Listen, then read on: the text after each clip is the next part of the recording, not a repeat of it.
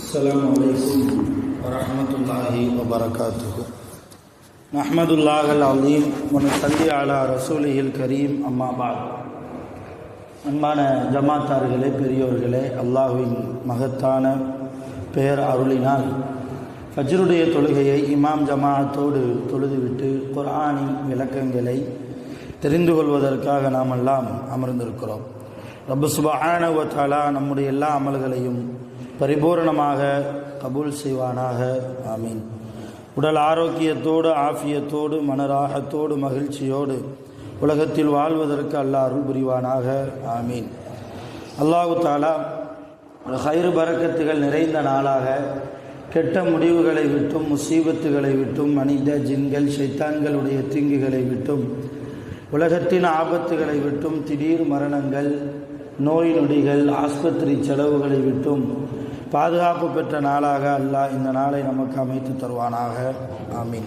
சங்கையானவர்களே, குர்ஆனிலே வத்தீனி வஸ்ஸைத்தூன் என்கிற சூறாவினுடைய அர்த்தங்களை இன்று நாம் தெரிய இருக்கிறோம்.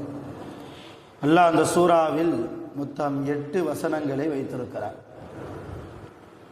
நான் முதலிலேயே சொல்லியிருக்கிறேன், அல்லாஹ் குர்ஆனில் சில வஸ்துக்களின் மீது சத்தியமிட்டு சொல்கிறான். அவன் எந்த வஸ்துக்களின் மீது சத்தியமிட்டு சொன்னானோ அந்த வஸ்துக்கள் எல்லாம் மகத்துவம் வாய்ந்தது, மரியாதைக்குரியது, அல்லாஹ்விடத்தில் ஒரு அந்தஸ்து பெற்றது என்பதை நாம் ஏற்கனவே இதற்கு முன்னால் வந்த சூறாக்களில் அல்லாஹ் வல் அஸ்ர் காலத்தின் மீது சத்தியமாக என்றெல்லாம் சொல்கிறான். அந்த நேரத்தில் நாம் ஏற்கனவே சொல்லியிருக்கிறோம். அந்த அடிப்படையில் இந்த சூறாவிலும் அல்லாஹ் சில வஸ்துக்களின் மீது சத்தியமிட்டு சொல்கிறான். வத்தீனி வஸ்ஸைத்தூன், அத்திப்பழத்தின் மீது சத்தியமாக, ஜைத்தூன் எண்ணெயின் மீது சத்தியமாக, அல்லது ஜைத்தூன் மரத்தின் மீது சத்தியமாக, வத்தூரி சீனி, தூர் சீனா மலையின் மீது சத்தியமாக. தூர் சீனா மலை என்பது உலகத்திலேயே மிகவும் சிறிய மலை, ரொம்ப சிறிய மலை தான் தூர் சீனா மலை. ஆனால் அந்த தூர் சீனா மலையில்தான் நபி மூசா அலைஹிஸ்ஸலாம் அவர்களுக்கு அல்லாஹ் தௌராத் என்கிற வேதத்தை இறக்கினான். 40 நாள் நோன்பு இருந்தார்கள் நபி மூசா அலைஹிஸ்ஸலாம். 40 நாள் தனிமையில். 40 நாளுக்கு பிறகு அல்லாஹ் தஆலா தூர் சீனா மலைக்கு நபி மூசா அலைஹிஸ்ஸலாம் அவர்களை வர சொல்லி அந்த மலையில் வைத்துத்தான் தௌராத் என்கிற வேதத்தை மொத்தமாக கொடுத்தான். குர்ஆனுக்கும் தௌராத்துக்கு என்ன வித்தியாசம் என்றால், குர்ஆன் கொஞ்சம் கொஞ்சமாக இறக்கப்பட்டது. ஒரே நேரத்தில் இந்த வச்சிருக்கிறோம் இந்த புத்தக வடிவில் உடனே அப்படி இறக்கலை. கொஞ்சம் கொஞ்சமாக காலத்திற்கு ஏற்ப, சூழ்நிலைக்கு ஏற்ப, எந்த நேரத்தில் எந்த ஆயத்தை சொன்னால் இறக்கினால் மக்களுக்கு பிரயோஜனமாக இருக்கும் என்பதை அல்லாஹ் விளங்கி கொஞ்சம் கொஞ்சமாக குர்ஆன் ஜிப்ரீல் அலைஹிஸ்ஸலாம் அவர்கள் மூலமாக நபிகள் நாயகம் ஸல்லல்லாஹு அலைஹி வஸல்லம் அவர்களுக்கு இறக்கப்பட்டது. ஆனால் தௌராத் என்பது கொஞ்சம் கொஞ்சமாக இறக்கப்பட்டதில்லை, அது முழுமையாக ஒரே நேரத்தில் ஒரே புத்தக வடிவில் நபி மூசா அலைஹிஸ்ஸலாம் அவர்களுக்கு இறக்கப்பட்டது. எங்கே வச்சு இறக்கப்பட்டது? தூர் சீனா மலை. உலகத்திலேயே சிறிய மலையாக இருக்கக்கூடிய தூர் சீனா மலையில் நபி மூசா அலைஹிஸ்ஸலாம் அவர்களுக்கு தௌராத் என்கிற வேதம் இறக்கப்பட்டதால் உலகத்திலேயே தூர் சீனா மலைக்கு என்று ஒரு அந்தஸ்து இருக்கிறது, ஒரு மதிப்பு, ஒரு மரியாதை. அல்லாஹ் கண்ணியம் செய்திருக்கிறான் அந்த மலைக்கு. அதே போன்று எல்லா மூமின்களும் அந்த மலைக்கு என்ன செய்யணும்? கண்ணியம் செய்ய வேண்டும்.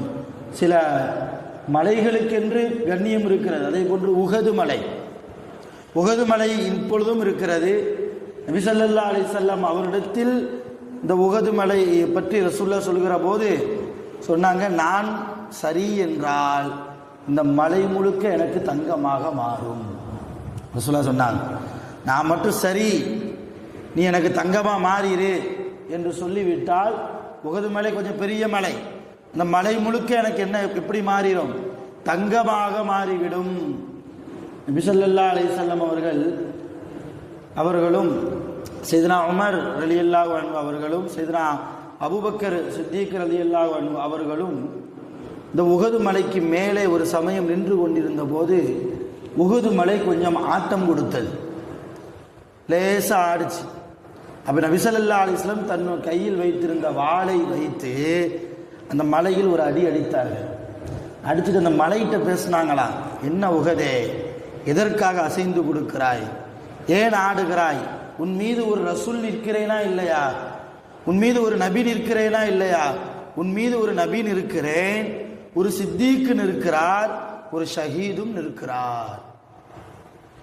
இப்போ 3 பேர் நிற்கிறோம், எதுக்கு ஆடுற என்றார்கள் நபி ஸல்லல்லாஹு அலைஹி வஸல்லம். உமர் ரலியல்லாஹு காலத்திற்கு பிறகு உமர் ரலியல்லாஹு அன்ஹு அவர்கள் நபி ஸல்லல்லாஹு அலைஹி வஸல்லம் அவருடைய காலத்துக்கு பின்னால் சொன்னாங்க, எனக்கு மரணம் என்பது ஷஹீத் என்றார்கள். அது எப்படி மிக சரியா சொல்றீங்கன்னு தோழர்கள்லாம் கேட்டபோது, ஒரு சமயம் நாங்கள் உஹது மலைக்கு மேலே நின்றோம். அந்த நேரத்தில் நபி ஸல்லல்லாஹு அலைஹி வஸல்லம் உஹது மலை ஆட்டம் கொடுத்த போது, உன் மீது ஒரு நபி நிற்கிறேன் என்று தன்னையும், ஒரு சித்தீக் நிற்கிறார் என்று அபூபக்கர் சித்திக் ரலியல்லாஹு அன்ஹு அவர்களையும், ஒரு ஷஹீத் நிற்கிறார் என்று என்னையும் சொன்னார்கள். இப்போ என் முன்னாலேயே ரசூல்லா வாழ்கிற போது என்னை ஷஹீத் என்று சொல்லிவிட்டார்கள். எனவே என்னுடைய மரணம் எப்படித்தான் வரணும், ஷஹீதாத்தான் வரும், அப்படித்தான் வர வேண்டும் என்று ரசூலுல்லாஹ்வினுடைய சொல்லின் மீது அவ்வளவு ஈமான் வைத்தவர்கள் சையதுனா உமர் இப்னு கத்தாப் ரலியல்லாஹு அன்ஹு. அது ஒரு பக்கம் இருந்தாலும் எதற்காக சொல்ல வருகிறேன் என்றால், இது போன்ற சில மலைகள் இஸ்லாத்திற்கு ஆதாரங்களாக, அல்லாஹ்வுடைய நினைவு சின்னங்களாக, அல்லாஹ்வை மதித்த மலைகளாக இருக்கிறது. அப்படிப்பட்ட ஒரு மலை தான் இந்த தூர் சீனா மலை என்பது. அதன் மீது சத்தியமிட்டு அல்லாஹ் சொல்கிறான், வத்தீனி வ ஸைத்தூன், அத்திப்பழத்தின் மீது சத்தியமாக, ஜைத்தூன் மரத்தின் மீது சத்தியமாக, வத்தூரி சீனீன், அந்த தூர் சீனா மலையின் மீது சத்தியமாக. அடுத்து அல்லாஹ் சொல்கிறான், வஹாதல் பலதில் அமீன், நம்பிக்கைக்குரிய பாதுகாப்பான இந்த ஊரின் மீது சத்தியமாக. பாதுகாப்பான இந்த ஊர் என்றால் எந்த ஊர்? மக்கா. மக்கா பாதுகாப்பான நகரம். இப்போ அல்லாஹ் மக்காவின் மீது என்ன செய்யறான்? சத்தியமிட்டு அல்லாஹ் சொல்கிறான். இங்க ஒன்று விளங்கணும், அத்திப்பழத்தின் மீது சத்தியமா, சைத்துன் எண்ணெயின் மீது சத்தியமா, துர்சினா மலையின் சத்தியமா என்று சொன்ன அல்லாஹ் ஓ மக்கத்தேன்னு சொல்லியிருக்கலாம், மக்காவின் மீது சத்தியமானு சொல்லியிருக்கலாம். இவ்வளவு ஏன் வா காபத்துல்லான்னு சொல்லியிருக்கலாம் இல்லையா, அல்லாஹ்வுடைய ஆலயத்தின் மீது சத்தியமாக சொல்லியிருக்கலாம். ஆனா அதை சொல்லாம வஹாதல் பலதில் அமீன் என்கிறான். மக்காவை பற்றி கொஞ்சம் புகழ்ந்து சொல்கிறான் அல்லாஹ். எப்படி சொல்றான்? பாதுகாப்பான இந்த ஊர், இந்த ஊரின் மீது சத்தியமாக. அப்போ மக்கா மாநகரம் என்பது எல்லா ஊரை போன்று சாதாரணமான ஊர் அல்ல. எப்படி மனிதர்களுக்கு மத்தியில் கொஞ்சம் வித்தியாசம் இருக்கிறதோ, ஒருவரை விட கொஞ்சம் சிறந்தவராக இருப்பார், இபாதத்தில் சிறந்தவராக இருப்பார், குர்ஆன் ஓதுவதில் சிறந்தவராக இருப்பார், தொழுகை விஷயத்தில் சிறந்தவராக இருப்பார், அதே போன்று தான தர்மம் கொடுக்கிற விஷயத்தில், செல்வம் விஷயத்தில், பதவி விஷயத்தில், அந்தஸ்து, குடும்ப விஷயத்தில், இப்பெல்லாம் ஒரு மனிதர் இன்னொரு மனிதரை விட கொஞ்சம் சிறந்தவராக இருப்பாரா இல்லையா? இதே போன்று மனிதர்கள் அல்லாதவைகளும், அல்லாஹ்வுடைய படைப்புகளாக இருக்கிற எல்லா படைப்புகளும் ஒரு படைப்பை விட இன்னொரு படைப்பு சிறந்ததாகத்தான் அல்லாஹ் வைத்திருக்கிறான். அந்த அடிப்படையில் ஊர் என்று வருகிற போது உலகத்தில் எத்தனையோ ஊர் இருக்கிறது, எத்தனையோ நாடுகள் இருக்கிறது. ஒரு நாட்டை விட இன்னொரு நாடு சிறந்ததாக இருக்கிறது, ஒரு ஊரை விட இன்னொரு ஊர் சிறந்ததாக இருக்கிறது. அந்த அடிப்படையில் எல்லா ஊரும் சிறந்ததல்ல, எல்லா ஊரை விட இந்த மக்கா மிக பாதுகாப்பான நகரம். மக்கா மிக பாதுகாப்பான நகரம். இன்னைக்கு அந்த மக்காவிலேயே அனாச்சாரங்கள் நடக்கிறது இல்லையா? சவுதி கவர்மெண்டால் தியேட்டர்கள் கொண்டு வரப்படுகிறது, குடிபான அறைகள் கொண்டு வரப்படுகிறது, சாராயம் கொண்டு வரப்பட்டு விட்டது, பெண்களுக்கு லைசன்ஸை கொடுத்து விட்டார்கள். எந்த நகரத்தை குறித்து அல்லாஹ் பாதுகாப்பான நகரம் என்று கண்ணியப்படுத்தி குர்ஆனில் சொன்னானோ அந்த நகரத்தை எல்லாம் சீரழிக்கிற அளவுக்கு இன்னைக்கு சவுதி கவர்மெண்ட்.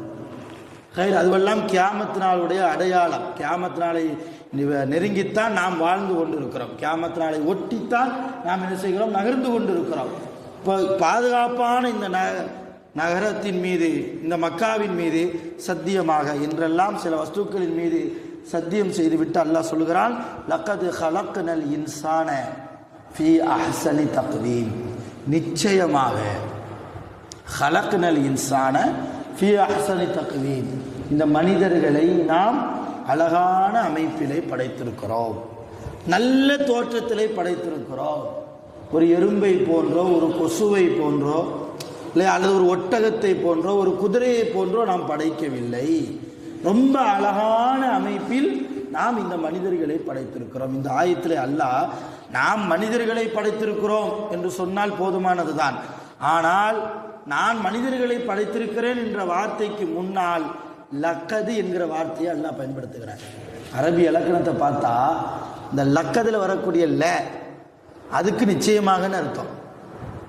இந்த கது வருது இல்லையா, கது, இது கடந்த காலத்தை குறிக்கக்கூடிய ஒரு வினை சொல்லுக்கு முன்னால் கது என்கிற வார்த்தை வந்தால் நிச்சயமாக என்று அர்த்தம். இப்போ இந்த வாசகத்தில் இந்த ஆயத்தில் கடந்த காலத்தை குறிக்கக்கூடிய ஒரு வினை சொல்லுக்கு முன்னால் கது என்று வந்திருக்கிறது. அப்போ மனித வர்க்கத்தை மனிதர்களை நான் அழகான தோற்றத்தில் படைத்திருக்கிறேன் என்று சொல்வதற்கு முன்னால் அல்லாஹ் ரெண்டு நிச்சயமாக என்ற அர்த்தத்தை பொதிந்த ரெண்டு வார்த்தைகளை அல்லாஹ் சொல்கிறார். நிச்சயமாக உறுதியா அல்லாஹ் சொல்றான், ரொம்ப உறுதியா, ரொம்ப நிச்சயமா. அழகா யாருமே மனுஷன் அழகு இல்லைன்னு சொல்லவே முடியாது. அப்ப அழகு என்பது நிறத்தில் அல்ல, அழகு என்பது நிறத்தில் அல்ல. அதே போன்று அழகு என்பது உயரத்தில் அல்ல.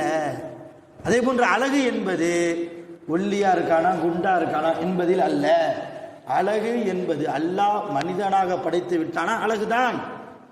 மேன்மேலும் நம்முடைய அழகை கூட்ட வேண்டும் என்றால் ஒரு மனிதனுடைய அழகை அவனுடைய நற்பண்புகளை வைத்துத்தான் நாம் எடை போட வேண்டுமே தவிர அவனிடத்தில் இபாதத் இருக்கிறதா என்பதை வைத்துத்தான் நாம் எடை போட வேண்டுமே தவிர இவன் வெள்ளையா இருக்கானா, மாப்பிள்ளை கொஞ்சம் கலரா இல்லை, என் பொண்ணு நல்ல கலரா இருக்கிறா, ஜோடி பொருத்தம் சரியா வராது என்றெல்லாம் சில வரன்கள் தள்ளி போதா இல்லையா. மாப்பிள்ளை கொஞ்சம் குட்டையா இருக்கிறாரு, மாப்பிள்ளை ரொம்ப நெட்டையா இருக்கிறாரு இல்லையா, மாப்பிள்ளை ரொம்ப அடிக்கிற மாதிரி இருக்கிறாரு.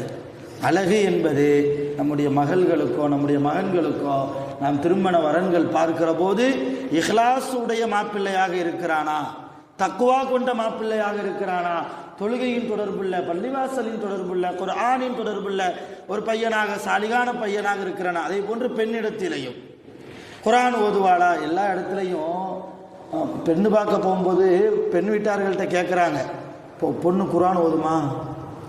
ஆனால் யாராவது மாப்பிள்ளை குர்ஆன் ஓதுவானான்னு கேட்பாங்களா? கேட்கணும், அதையும் கேட்கணும்.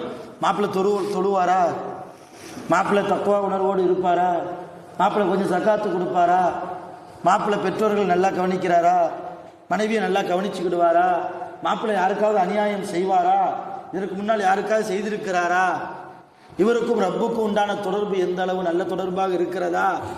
பெண் விஷயத்தில் நாம் கேட்கிறோம், ஆனால் மாப்பிள்ளை விஷயத்தில் இன்னைக்கு சமுதாயம் கேட்பதில்லை. அதையும் நாம் என்ன செய்யணும், கண்டிப்பாக கேட்க வேண்டும். ஆக இது போன்ற நிறைய படிப்பினைகளை கொண்ட இந்த சூரா தொடர்ந்து நாளை இன்ஷா அல்லாஹ் அடுத்தடுத்த ஆயத்துகளுக்கு உண்டான விளக்கங்களை நாம் தெரிந்து கொள்வோம். வல்ல ரஹ்மான் குர்ஆனின்படி நாம் வாழ்வதற்கு, ஹதீஸின்படி வாழ்வதற்கு, சஹாபாக்கள் நல்லோர்களுடைய உபதேசங்களின்படி நாம் நம்முடைய வாழ்க்கையை அமைத்துக் கொள்வதற்கு வல்ல ரஹ்மான் நம் அனைவர்களுக்கும் அருள் புரிவானாக. வாஹிரு தஅவானா அல்ஹம்துலில்லாஹி ரப்பில் ஆலமீன். சுப்ஹானல்லாஹி வ பிஹம்திஹி சுப்ஹானக்கல்லாஹும்ம வ பிஹம்திக அஷ்ஹது அன் லா இலாஹா இல்லா அன்த அஸ்தக்ஃபிருக வ அத்தூபு இலைக்.